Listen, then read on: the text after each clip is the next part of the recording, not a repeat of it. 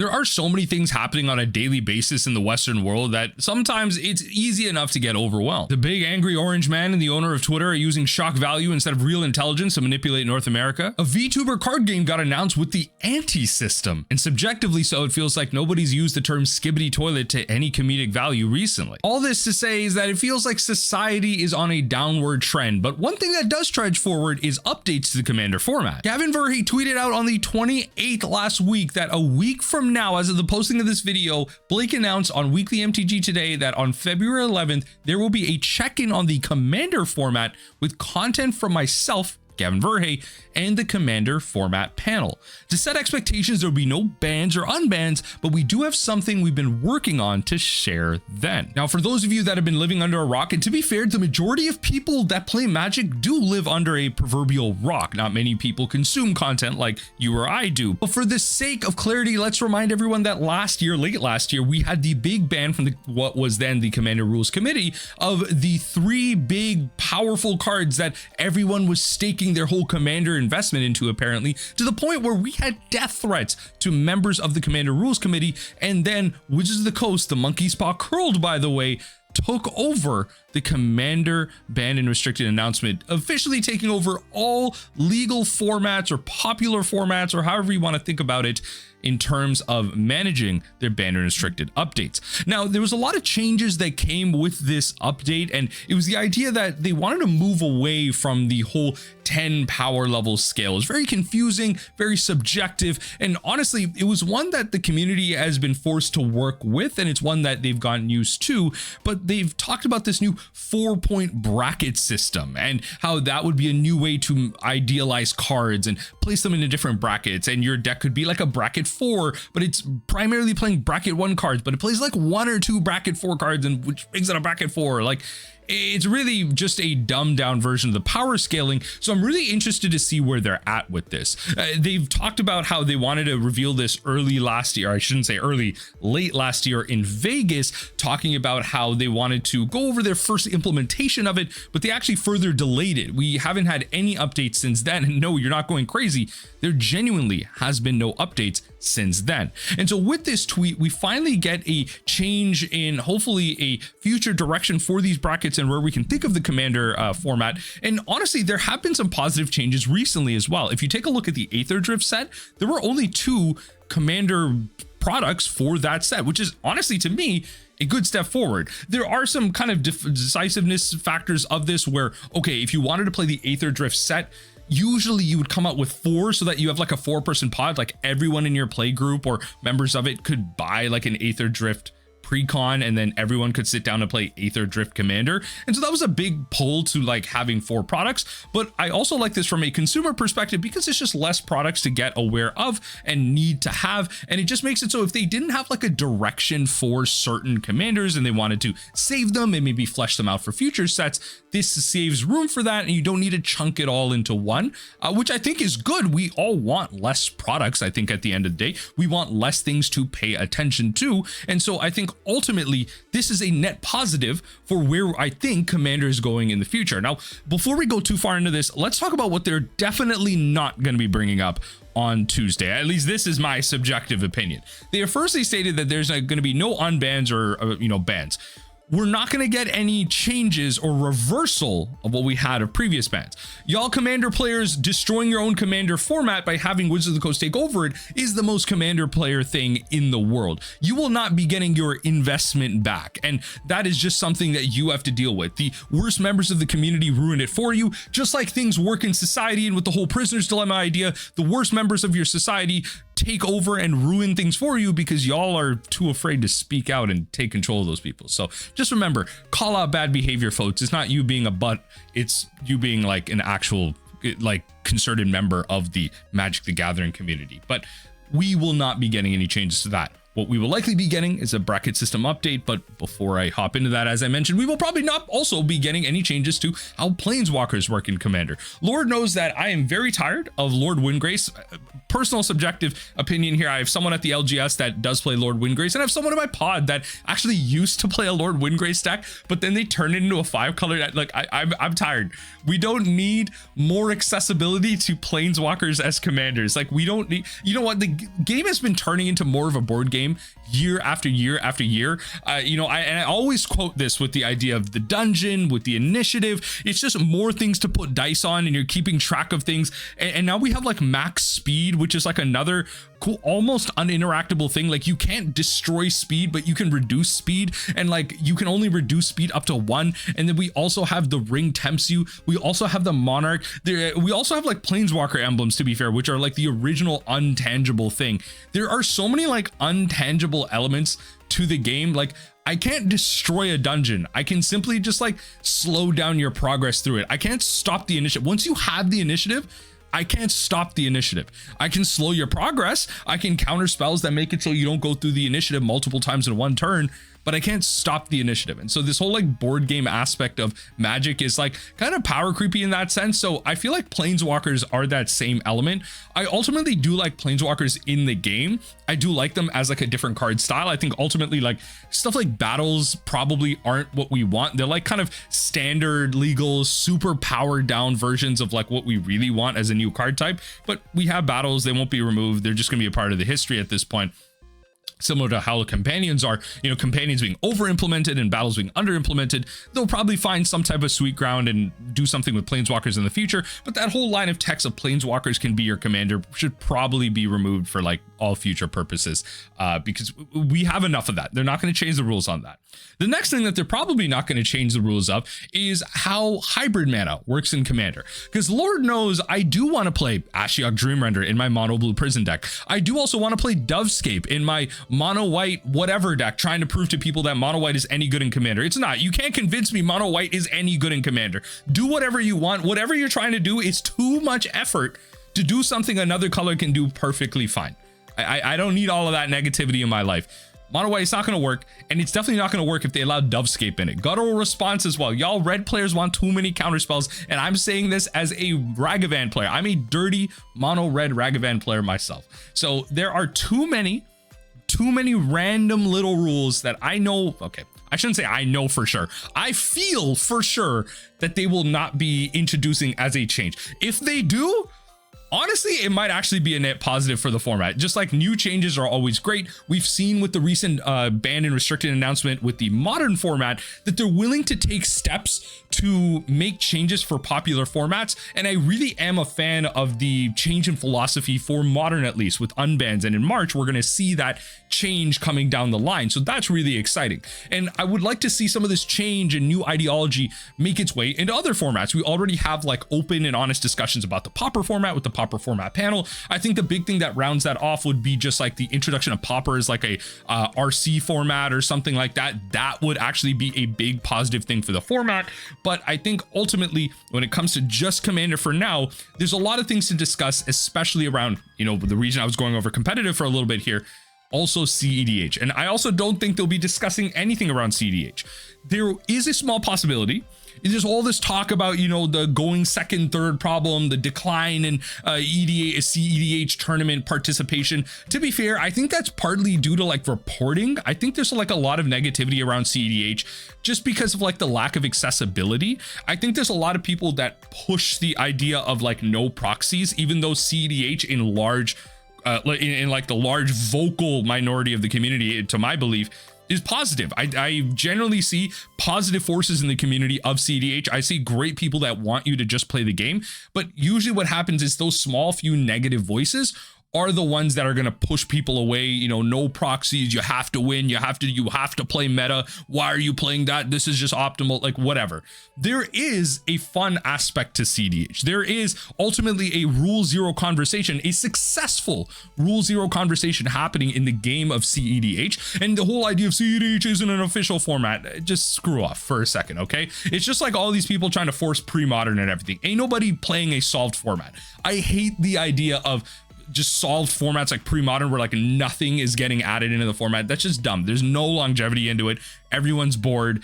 It doesn't mean anything. But CEDH does, because it's an evolving sub community within the EDH format. And I believe these people do deserve the time to be focused on and have things work for them, which is why we had that one-time change of like the flash ban, or you know, just to kind of work with them. That was a one-time thing, but I think it is worth noting just a little bit what it means for the CEDH community to be a part of the kind of commander discussion. And that's why we have members of the CEDH community, or people that play CEDH at least adjacently, in the commander format panel, which is also really important in these discussions. And I think that's probably going to go into the bracket discussion, but ultimately they won't be addressed directly. I don't think we're going to get like a fifth bracket within the 4 bracket originally proposed system for just CEDH. You know, we're not going to put Vampiric Tutor up there and then for some reason have like a soft land tutor at the bottom. Tutors are tutors, and you know, you can listen to Trinket Mage and 3-3 Elk and Salubrious Snail about like all their opinions about tutors.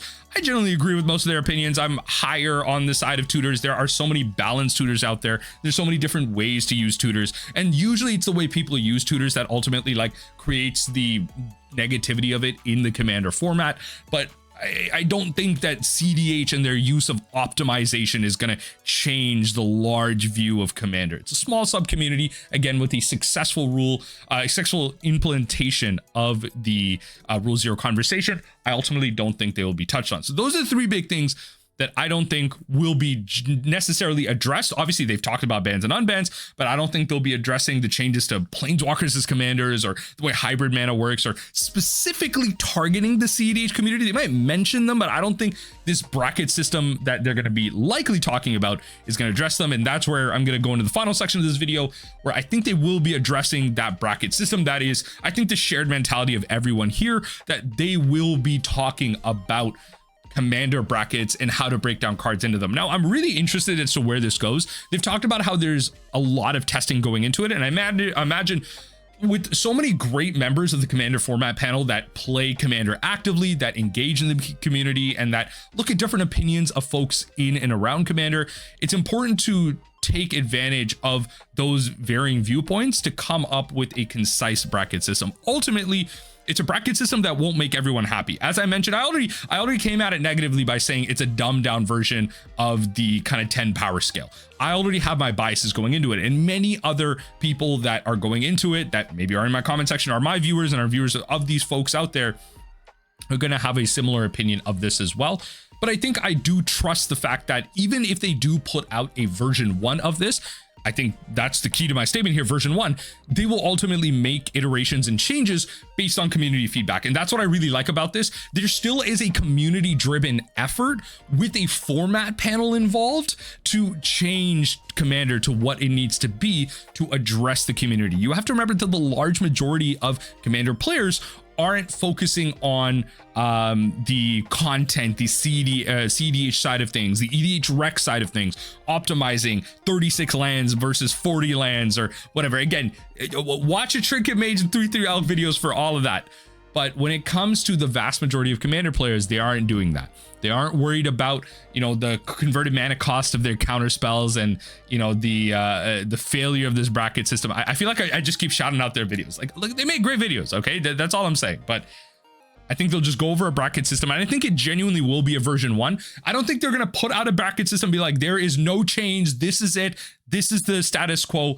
But ultimately, I think there will be a shift in the ideology of certain cards. I think there has to be a clear distinction between not only the brackets and where they put cards, but the fluidity of those cards in and out of the system. I think there should, in my opinion, with this bracket system, be an idea for how cards should be banned and unbanned. Ultimately, I'm of the mind that the majority of cards that are on the ban list can be unbanned. Because of the self-policing nature of the commander format and how you have these rule 0 conversations and discuss your bracket system, the majority of cards on the in the ban list are completely safe to unban, because your own group can make their own decisions about them. If we can unban Worldfire, we can unban Biorhythm. If we can unban Worldfire, we can unban Coalition Victory. Yo, I am so sick. And look, I'm just gonna say this right now. For those of you that have made it far in this video, no one has yet to come up with a legitimate argument for why Coalition Victory should still be banned in the commander format. There is no legitimate reason why a 5-color win condition that has so many conditions that are required to be met to be won with it are still legal in the format, and people are mad about Armageddon. Armageddon functionally says I win the game. The Armageddon player will always be ahead or will always be doing the dumb thing. Armageddon is never used positively. It's never used in like, oh, everyone can benefit from this. Let me cast Armageddon. Armageddon is always cast by the mentally insane person that has no mana rocks, nothing, and cast Armageddon because they're just, I'm doing it for the chaos. That's the worst type of person. And then also the other type of person casting Armageddon has like 50 mana rocks, indestructible lands, and then that is what they're using to justify the Armageddon to get ahead. That is functionally just winning the game. At 4 CMC, at a sorcery. You cannot convince me Coalition Victory or so many other cards on the Commander ban list are still should be banned. There are cards out there that are just ridiculous. Some of them are kind of a little weird. There's that like flip mono blue one that makes it so that like it just counters the first spell you cast each turn. Maybe not that one. That one's a little ridiculous, but I could also see it unbanned because again, you just kind of have that rule zero conversation. You have that discussion about like, kind of removing things. It's kind of like the whole idea, like the way I like to kind of compare it to is like the whole Marvel Rivals versus Overwatch thing. I think many of you viewers of this channel are also gamers outside of Magic the Gathering and can understand that like Overwatch has like a hero shooter has a hard rule set of like 2-2-2, 2 per people in each role is 6v6. Marvel Rivals kind of flipped that upside its head and said, we're going to remove the competitive balance of the game and also not make it 2-2-2. You could have 6 supports in your team. Are you going to win the game? Probably not, but you can balance it how you want. And it forces people at the higher ranks to adapt to that, because ultimately, if you don't adapt and play to the roles that your team needs, you will stay at a low elo. You will stay low rank, and then after that, once you get to a certain rank, you'll probably get hard stuck at like gold or plat. At that point, it's like a mix of people with good game sense and good skill, and like you just kind of have to make it work from there. But ultimately, that's where it lands with these commander cards. Like if you just release them into the wild, have people deal with it themselves, right? Like have people curate their own experience. People talk about feel bad this, feel bad that. The majority of commander players are playing like 2 max 5 commander games a month. It's casual table once a month. They got time after work. They got time to head down to the LGS, 1 game, then they got to get home and cook dinner. They do that once or twice and that's it, right?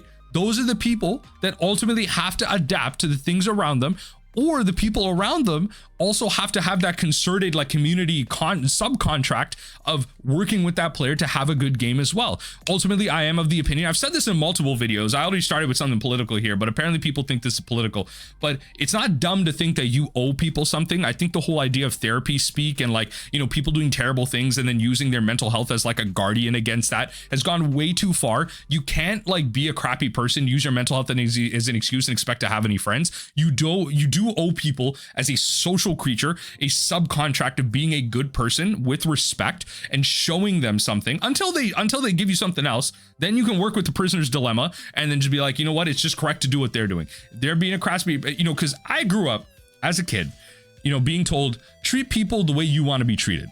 But hey, I'm also of the mind that, what, even though the whole respect your elders thing, I don't treat nobody with respect until they show me that they deserve that. I'll give people a base level. I won't put them on a pedestal, but I'll give you that base level. I won't come at you rude, just like how you should be treating people at any game of Commander. Don't come at that rude. Don't come at them hostile. Don't put them on the pedestal like they're the best opponent in the world, but let them show you your true colors and treat them accordingly. That's it. Just give people that baseline respect, give people that time they need to develop in that game, have these open conversations with them. And if they play like really problematic cards, that's perfectly fine. Maybe you let them have it. And now you just need to be aware of them in the next game or save your removal for that or have a group discussion. And them as that player need to understand like, what, ultimately, if they're unable to adapt, then they're just going to be stuck there. We don't need people in this game that are ultimately going to ruin the experience of this game. We are not therapists for people. We are not here to change their lives. We can help and assist to make their games better, but ultimately, if they're not going to adapt and they're going to make their lives worse, that's on them. If we have a group discussion about the fact that there you go, it's Ario. If that card is on the battlefield and that thing flips to its other side, if it turns around 180, then this whole game is going to change. And we have a group discussion, we go to remove it, and you have a bad feeling about that. Okay, that's level 1. Maybe you feel like you got ganged up on, but in the next game, you still carry that over. That's your problem. That's your problem. You are the problem as a commander player. And so this is the type of thing that this bracket system should not be able to address. We should be able to unban the majority of cards on this bracket system. And I think it's going to be a good V1 implementation of it. But ultimately, it should be up to the commander players in the community, just like how it is now, as a community driven effort to address the commander format and its rules, that we should look to improve the experience around us as commander players. And that's easier said than done. The majority of people that are still watching this video this far into the video are probably that invested into it. That's perfectly fine. But I hope that you've watched me yapping and gained something out of this, right? That there are things that we are going to discuss. There are things that we are not going to discuss, but ultimately, whether or not we do or do not discuss some of these things next week, it's about the community driven effort on this. It's about how even after this bracket implementation, whether or not you like it, how do you kind of bring this about in your local community? How do you have these discussions in your community? You know, do you like this? Do you not like this? Why don't you like this? You know, like, I think this, but that's a really interesting idea. Be open to other people's feedback until they start harassing you, right? Because then, you know what, look, you do what you need to do. I'm not going to be the one to be, you know, give you the whole be benevolent garbage. Okay, there's way too much nonsense happening in the world for me to tell you that, as I said with the starting of my video. Also, if you're this far in the video, if you like, you know what, if you're this far in the video and you see comments in my YouTube section, link them this point in the video, because I'm going to end it off with here. You know, Bosch and Roll put out a great tweet where he's like, you know, people in his comment section talking about how, you know, don't speak politics. I don't come here for that. Screw you. This is my YouTube channel. You can screw off if you're not about that. If you're not about that. These are things, you know, being alive and existing is political, unfortunately. I look, I'm a brown man. I'm a brown South Asian man in Canada. Lord knows that South Asians taking mad L's in Canada right now. Okay, apparently we're pooping on Wasaga Beach and we smell like curry all the time. And Lord knows, at least if I smell like curry, I know I'm better fed than half of y'all saying I smell like curry. Okay, my food be better tasting way better than yours. But ultimately, I can speak politics on my channel. I can speak whatever I want, because these are the issues that, you know, kind of I am concerned with on a day-to-day basis. These are the things that I come across on a day-to-day basis. If you can ignore politics, that's a privileged position. You can go screw off in your dungeon somewhere down below. Do not come to Magic the Gathering to ignore politics. Do not go to anime to ignore politics. Do not go to movies and media or anything to ignore politics. Everything around you is inherently political. We exist in capitalism. Everything you do is negative. Just because you don't care about one conflict doesn't mean you don't care about another. Everything inherently around you, being a sister, being a brother, being a father, a daughter, a son, whatever, a mother, I forgot that as well. Everything is inherently political, because that is how people, like the powers that be, want you to believe. The mass majority of people around us, if they had the education for it, would not believe that. The people that are saying that we don't need politics in our games and our media aren't saying any of that. The ones that are educated anyway. They realize that it's about a community effort, as I just said. It's about coming together to enjoy the things that we have. And look, at the end of the day, we are playing with expensive cardboard. We are paying hundreds of dollars for a piece of postcard, and we are pricing it based on, you know, a certain number on it, or the way, you know, a color on it is, or the cost of it, right? Like, the inherent value that we put on something is political as well. The way we drive economy, you know, the ups and downs of Magic stock, everything in itself is political. You can't escape it. You yourself saying that don't talk about politics is political. Get out of here. Get out of your head. Get educated and learn to just love the damn game. You know, I'm excited for this announcement coming next week. I'm excited to see what Gavin's going to talk about, but I just wanted to kind of put my little gap sesh out there. Let me know if this is the type of video y'all want to see going forward in the future. Very minimal editing, just yapping, kind of full screen and everything. I don't know. I just want to put my thoughts out there of something like this. Let me know if this is something you want to see. I'm definitely going to be trying out a bit more, but I don't know. Maybe y'all don't like seeing my whole background and my whole face. I don't know. Let me know in the comment section down below. I love y'all. Be safe. And honestly, just I'm praying for the best for all of y'all, even the ignorant ones out there. I hope that you get the education you need to just remember that, you know, we need to treat people the way we want to be treated. And ultimately, if you are treating people the way you want to be treated and it's negative, I hope you get your comeuppance.